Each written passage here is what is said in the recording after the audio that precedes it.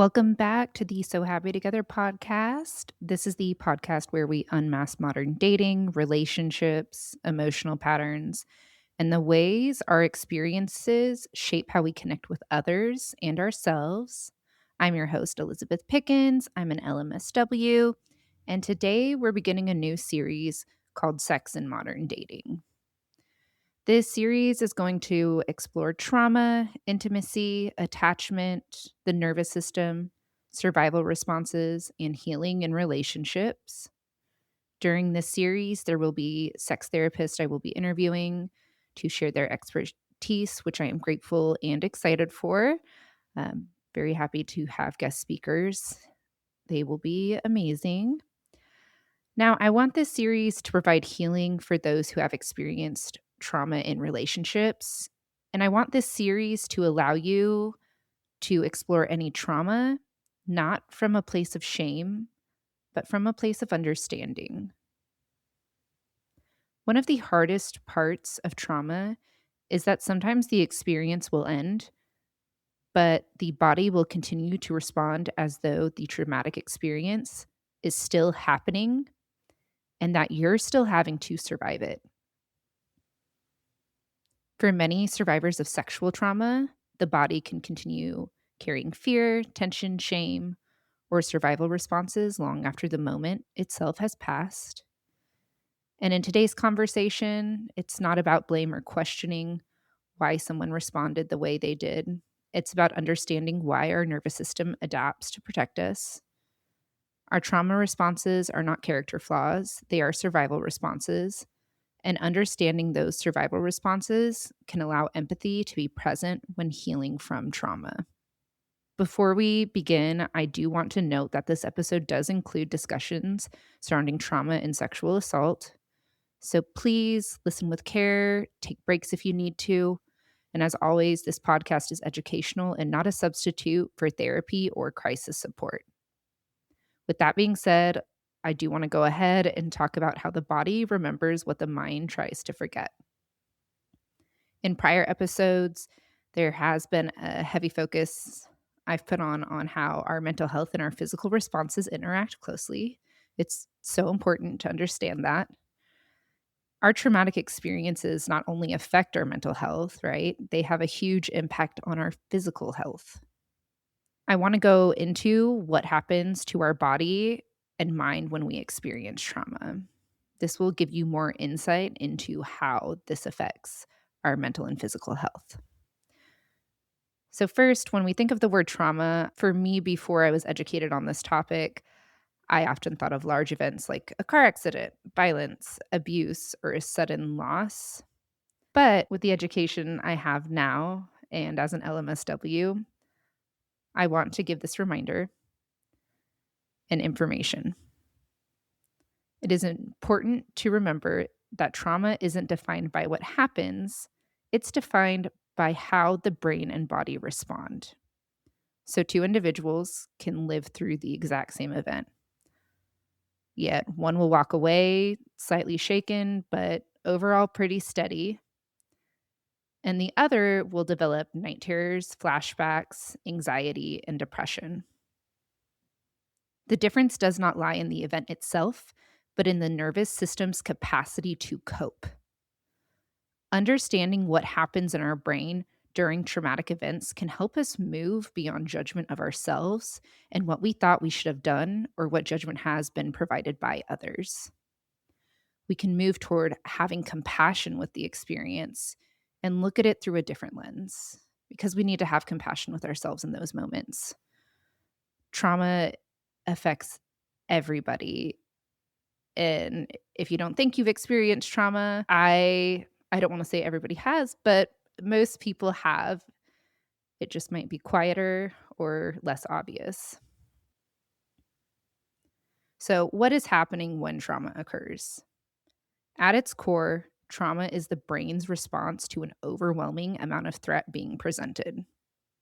When we sense danger, whether it be in physical, emotional, or psychological forms, the brain activates our nervous system, our survival system that is designed to protect us. And long before we could speak or reason, this system was present. Our nervous system has evolved over time to detect danger and threat for evolution. If we thought about going into traffic, if you think about if you think about that, please nobody go into traffic. Um, but if you didn't have some sense of danger, then you could get hurt very, very easily. So who are the main players in this system activation? Well, we have the amygdala, which is the brain's alarm bell. Our amygdala is constantly scanning for perceived threat. The next main player is the hippocampus, which is deep within our temporal lobe. If you look at a picture of a brain, it has a seahorse shape. It's right in the middle. I've got to dig a little in there. The hippocampus plays a foundational part in our overall brain function. This region of our brain is particularly recognized for its involvement in memory and learning, which makes it a hub for various cognitive operations. That being said, the intricate structure and connections makes it susceptible to significant alterations following traumatic experiences. The hippocampus primarily forms new memories, including recollections of personal events and aiding in navigating memories, the then versus now. It does not store long term memories, however, but acts as a temporary processing center. So, consolidating short term memories before they are transferred to other brain regions for lasting storage. The hippocampus and amygdala work together to encode those emotional memories. And you may be wondering, what does the encoding process look like? Well, when an emotionally significant or traumatic event occurs, the brain shifts into a heightened state of alert. The amygdala, the part of the brain heavily involved in detecting threat and emotional silence, becomes highly activated and signals the experience is important and needs to be remembered. I always think of Inside Out regarding this reference. Yes, I do like that movie. It's a great movie, especially for kids that are learning their emotions. I used to watch that with the kids I nannied long ago. But yes, you have those core memories as well, the ones that have very significant meaning. And at the same time, the hippocampus works to organize the memory by providing context, helping encode details like where the event happened, when it occurred, who was present, and the sequence of events. And to put it simply, the hippocampus helps place the experience into a coherent narrative, while the amygdala amplifies the emotional weight attached to it. Under extreme stress or trauma, however, this process can become disrupted. The amygdala may become overactivated while the hippocampus functions less efficiently due to elevated stress hormones like adrenaline and cortisol. And as a result, traumatic memories are sometimes stored in fragmented or sensory based ways rather than as fully organized narratives. This is one reason people may vividly remember certain conversations, emotions, sounds, or images from trauma while struggling to recall chronological details or fully contextualize what actually happened. Our next major player in the brain is the prefrontal cortex, which handles our rational reasoning. That helps us plan, think logically, and regulate our emotions. When we are in a safe state, these three areas of our brain work together. The amygdala will pick up on a loud noise, raise voice, and quickly alert the rest of the brain. The prefrontal cortex will then check the evidence of the loud noise. For instance, if it's the 4th of July or New Year's Eve, it's just fireworks. Then the hippocampus will place the sound in context. This is New Year's Eve, it's not a war zone. The body may tense during that moment, but it will return to a calm state soon after. But when a threat feels overwhelming or inescapable, our system will shift dramatically. When our brain perceives danger, the amygdala will take control. It will not wait for logic or analysis and acts instantaneously. And this goes back to our survival response that has evolved over time. Instead of running away from saber-toothed tigers, modern society is under work-related stress, social conflict, or criticism. We're under chaotic environments, social media and online interactions that cause stress, and financial worries, to name a few. When this occurs, stress hormones are released like adrenaline and cortisol again to prepare the body for survival. Usually, the heart will begin to race while breathing quickens. Blood flow also redirects to our limbs to help us prepare for fight, flight, or freeze. In trauma, this system is activated with so much intensity that it will overwhelm our ability to regulate. The amygdala is hijacking the brain and flooding it with signals of fear and shutting down non essential functions like digestion, reproduction, and higher reasoning. At the moment, this is an adaptive trait humans have developed to help prolong life. But if the alarm system stays activated for too long after the danger has passed, it can have detrimental effects, including chronic anxiety, hypervigilance, and the feeling of the world never being truly safe. Trauma lives in both the mind and body and can keep you in a heightened state. Some ways that trauma physically affects the body includes muscular tension or armoring, as some call it. Armoring is a protective mechanism that is a way our body is bracing itself from perceived threats. This can look and feel like having raised shoulders, clenched jaw, or a rigid posture and rigid movement, affecting how we feel and move in the world.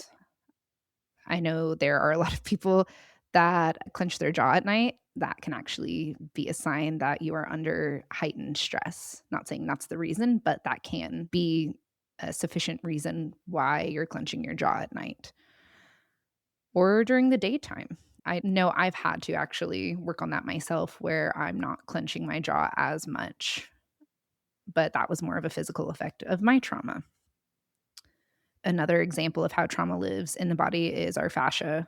So, the fascia is the connective tissue that surrounds our muscles and organs, and this can store trauma related tension. So, when our fascia is dense, it can cause stiffness, restricted movement, and chronic pain. Trauma can also manifest as digestive issues. That's a huge one. If you're anxious, I've heard so many times, oh, my stomach's upset. It doesn't feel good. But if the person's having a lot of anxiety, that can have a large effect. You can also have unexplained pain, fatigue from constant stress, and emotional triggers that are onset by sounds, smells, sights that cause sudden physical reactions. And those sounds, smells, and sights could be associated with that traumatic memory and it triggering you. Trauma can affect our daily lives in dating, intimacy, boundaries, trust, vulnerability, and emotional safety. Those are some very large areas of our lives that this trauma can affect us and how we function. How this can show up in those aspects of our daily lives can be hypervigilance, which is being in a state of heightened alertness where your brain and body are constantly scanning for potential threats, even when no real danger exists. I mean, can you imagine just living your day to day thinking, oh my God, what's going to happen next? What do I have to look out for? And I mean, I've been in that state before, and I've actively worked on bringing myself back down. Another example of how this shows up in those pieces of our lives is emotional shutdown. And that's an involuntary response where the mind and body freeze to protect against overwhelming stress, trauma, or intense emotions. If we're emotionally shutting down, then we don't have to feel in that moment, we don't have to feel what's going on. There's also people pleasing, a behavioral pattern where you consistently prioritize others' needs and approval over your own well being, which is often driven by fear of rejection or conflict. This one's a big one for me. I still work through this every single day, but I try to remind myself that my needs are important and I can't put others before me. There are certain times when, I want to help somebody or even at work, I wanna make sure that the people I take care of have what they need. At certain points, it can be something where I have to place a boundary, and that's for my well-being, and also for theirs to understand where my boundaries are. So, people-pleasing can be very detrimental too. You have to remind yourself that your needs matter. There's a fear of abandonment, which is the persistent worry that someone close to you will leave, whether it be physically or emotionally. And this can form from childhood experiencing or distressing adult relationships. Bingo for me, that fear of abandonment came from my relationships as an adult, my romantic relationships. Because there were times when, even in this last one, where my partner we never really talked through things like we should have.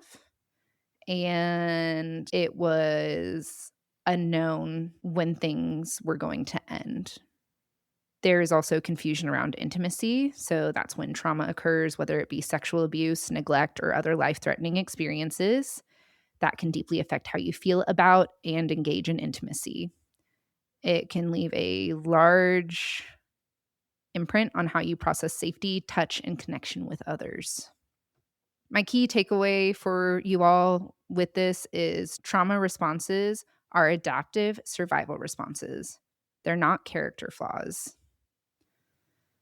The next part of this podcast that I also do want to go into really goes into sexual trauma.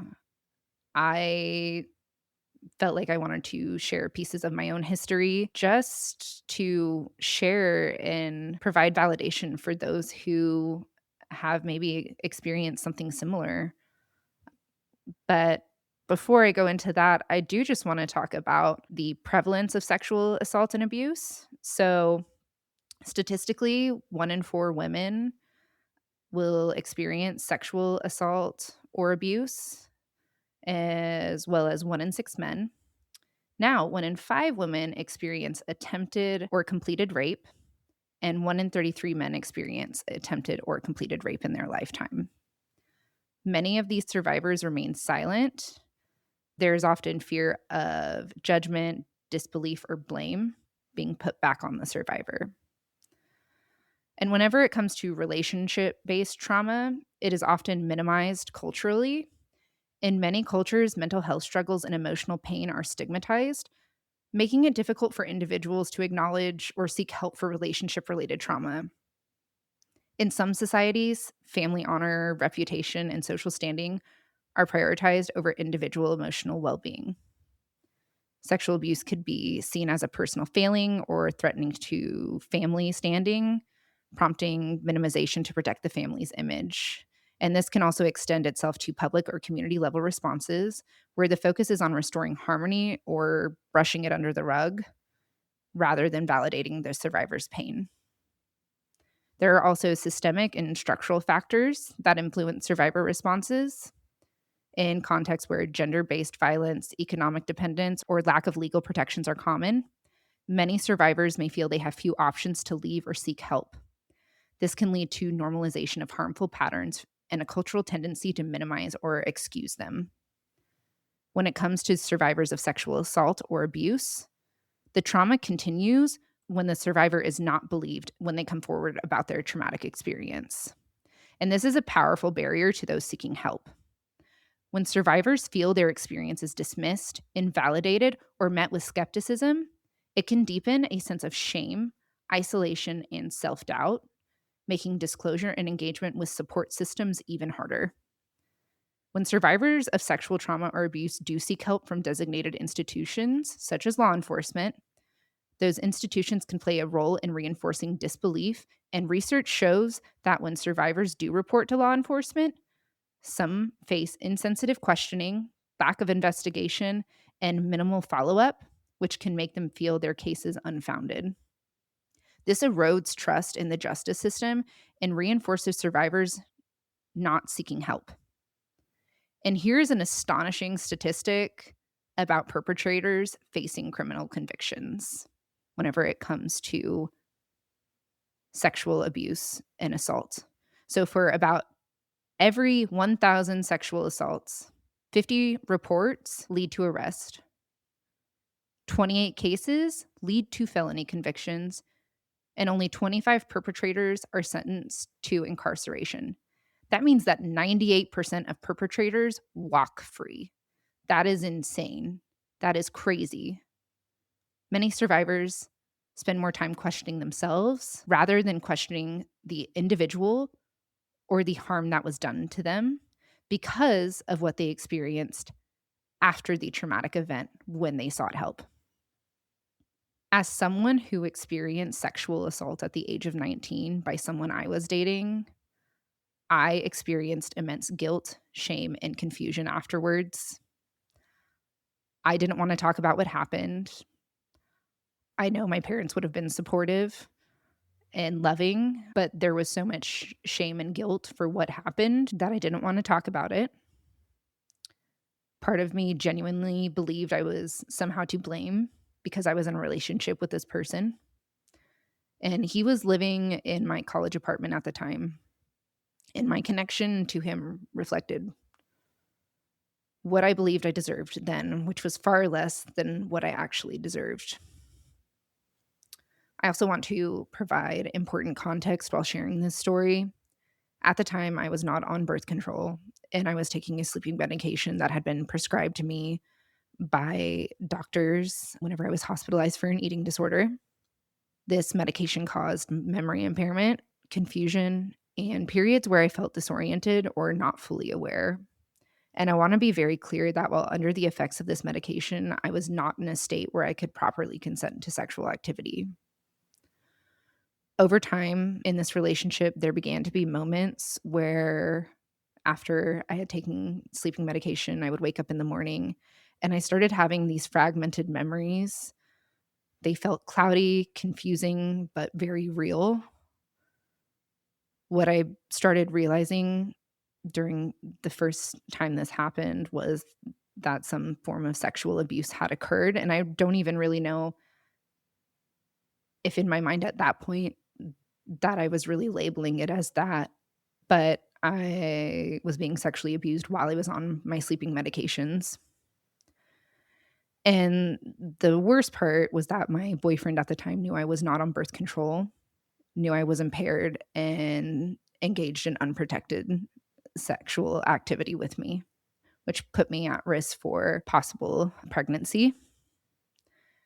There were a few instances over a couple of months where I had to go buy a Plan B pill by myself the following morning because I could remember fragments of what had happened. And I knew I did not want to get pregnant and feel permanently attached to this man. I received no emotional support, no accountability, and no acknowledgement of the trauma that had occurred. Sorry, I'm actually crying during this. This is a little bit more emotional to talk about. I'm happy I'm talking about it with you all, but excuse me for some parts of this. And I know some people listening might think, why didn't you just leave? Or why didn't you kick him out? I wish I could say it felt that simple at the time, but abuse can create cycles of fear, confusion, dependency, shame, and emotional isolation that are difficult to explain unless you've experienced them yourself. And at 19 years old, I genuinely feared I would not find anyone else. And part of that fear was also shaped by the culture I was surrounded by at the time. Where I lived, there was a very heavy emphasis on marriage and long-term relationships at a young age, and it often felt like your value or future was tied to whether you had a partner. That environment made it even harder for me to imagine leaving and believing I could eventually find someone healthier or safer for me. There were also moments where I was scared of him as well.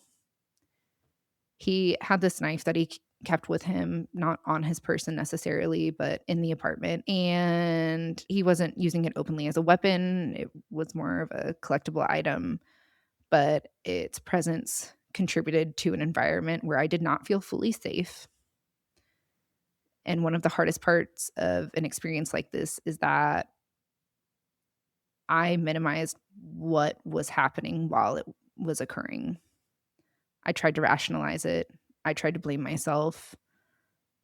I questioned whether it was bad enough. I had trauma responses where I was freezing, disassociating, or just complying with whatever was going on. And I often carried shame and didn't know what was going on with my nervous system, or, like I said, to label this as sexual abuse at the time. I didn't learn too much about what was actually happening until about a year later after I started speaking with my therapist. And I didn't even talk about this with my parents, and I would say I still haven't talked about it with them too much in depth. I hadn't talked to them about it until 3 years later. Looking back now, I can recognize how deeply that trauma impacted my nervous system, my relationships moving forward, my self-worth, and my understanding of safety.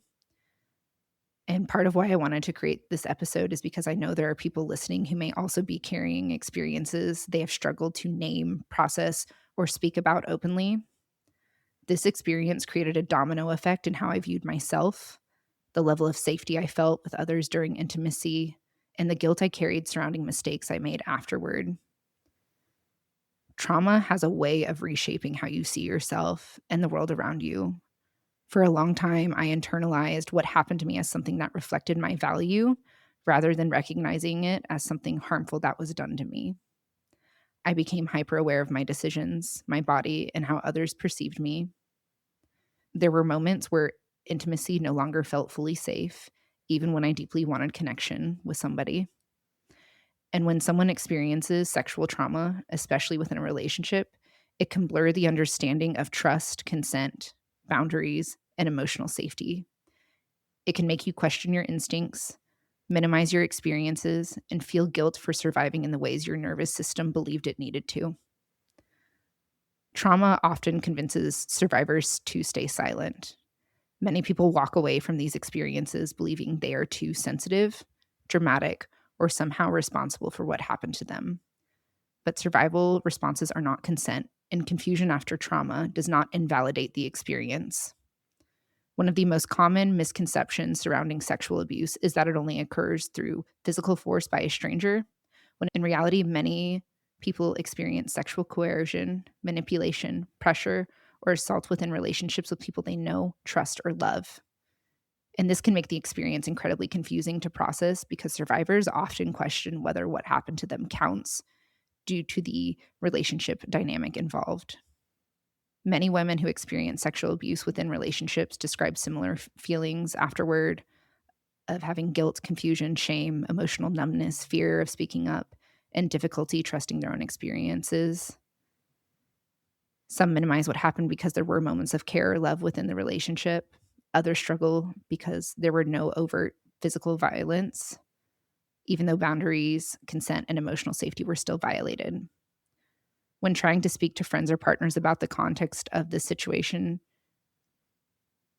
I felt like it was always met with silence, and I'm sure they didn't know how to respond. But what I can say is for anyone listening who may not have experienced this themselves, but maybe you know somebody that has,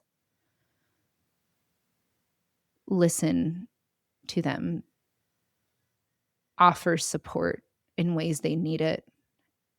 And support isn't always, we need to go call the police. Support could just be sitting with them through their feelings, reminding them that what happened to them wasn't their fault, encouraging them to go seek therapy. Being a supportive friend doesn't mean you have to fix the problem. It just means you can be there whenever somebody really needs you. And the same if you're learning about this from somebody who you're in a relationship with. Maybe somebody's spoken to you about this and they just want you to know what happened. Just being there, being available for them to talk to you and have you listen without judgment, that can mean so much to somebody that has been through some really, really hard situations. For a long time, I internalized what happened to me as something that reflected my value rather than recognizing it as something harmful that was done to me by my perpetrator. And part of that goes back into the self-degradation that usually comes along with sexual trauma and how society responds when survivors start speaking about it. And there are a lot of misconceptions about sexual abuse. And the first one I actually want to talk about is that sexual abuse is rare. Sexual violence or sexual abuse is far more common than many people realize.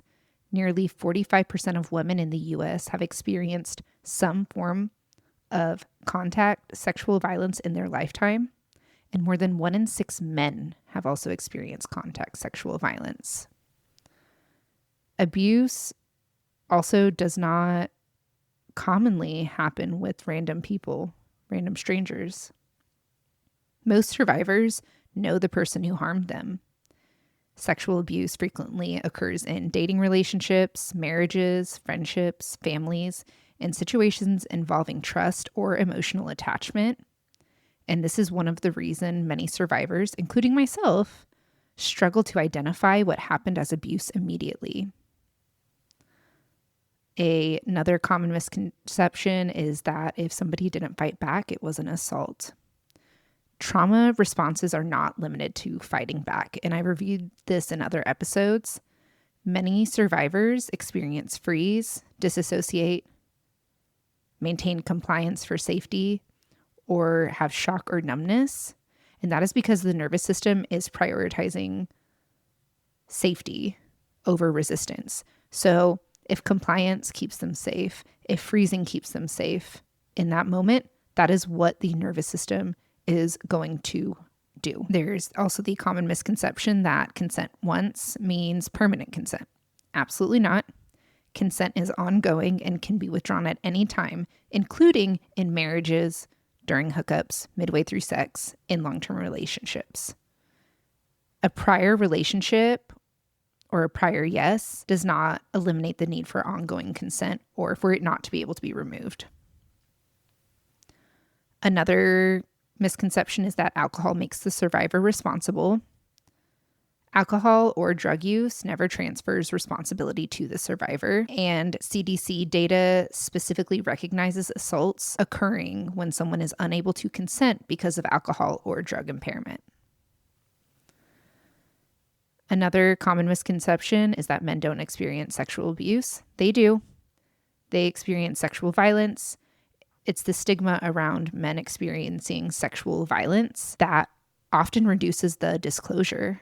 And many people believe that false accusations are extremely common. There is consistent research that finds false reports are relatively uncommon, while sexual violence is significantly underreported, which means those statistics I mentioned earlier are actually probably much higher. Again, many survivors never report because of fear of retaliation, shame, fear they won't be believed, and concern about getting the perpetrator in trouble. And many people think that if someone is staying in the relationship, they are choosing to continue to allow somebody to abuse them, and that it couldn't have been abuse. Many survivors remain because of trauma bonding, fear, emotional manipulation, financial dependence, hope that the person will change, and shame or self-blame. Staying does not mean the abuse was ever acceptable or excusable, and it doesn't matter what type of relationship it is. Sexual abuse does not always look violent either. Sexual abuse can involve coercion, pressure, repeated persuasion, emotional manipulation, guilt, or ignoring boundaries. So somebody continuously asking to have sex with you and touching you, that in a way can be sexual abuse. And not all abuse leaves physical injuries. And sexual abuse affects the survivors emotionally and physically.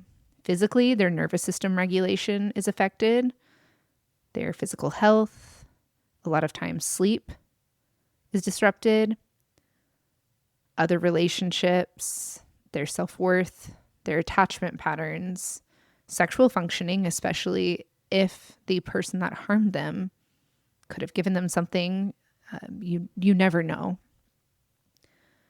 And it can affect our sense of safety. And those effects often impact the body and mind long after the traumatic event occurred. The very last misconception I do want to mention, and this is one that for my listeners or anybody who has been through this experience, I want you to know that we are not permanently broken. Survivors can heal, build healthy relationships, and regain a sense of safety and connection. Our healing will involve support, education, trauma-informed care, boundaries, and rebuilding trust in ourselves, which is a huge piece. We have to begin to trust ourselves and love ourselves again after these situations. And healing also means removing shame from ourselves and understanding that healing is not a linear process, right? We're going to have our ups and downs. We're going to have feelings of grief, anger, numbness, confusion, sadness, and fear. But we need to have empathy with ourselves during this process and understand that only time and the continuation of us having that understanding, having that empathy, and knowing that what happened to us, it wasn't our fault. That is how we heal. And for anyone looking for resources or assistance, there are organizations like RAIN, which is spelled capital R, capital A, capital I, capital N, and Love is Respect, that provide education, crisis support, and resources for survivors and loved ones. Those resources are on my website for anyone who is wanting to look those up or might need them, or if you have a friend that might need them. As I close out today's episode, if there's anything I want you to take away, I hope it's that what happened to you was never your fault. Your survival responses were not weakness. They were your mind and body trying to protect you the best way they knew how. And if you stayed silent about your experience, questioned whether it counts, or blamed yourself because the person was someone you knew, dated, or trusted, you are not alone in that experience. And as we continue through this Sex and Modern Dating series, we're going to have more open and vulnerable conversations surrounding intimacy, trauma, healing, attachment, consent, and the nervous system. If this episode resonated with you, please share it with someone who may need to hear this conversation too. You never know who may be silently carrying experiences they haven't fully spoken about yet. You can also follow me on Instagram and TikTok at the So Happy Together podcast for more conversations surrounding dating, relationships, emotional health, attachment, and healing. And if you've been enjoying this podcast, please leave a rating or review. It truly helps support the show and helps these conversations reach more people. And I, again, want to thank you for being here with me today.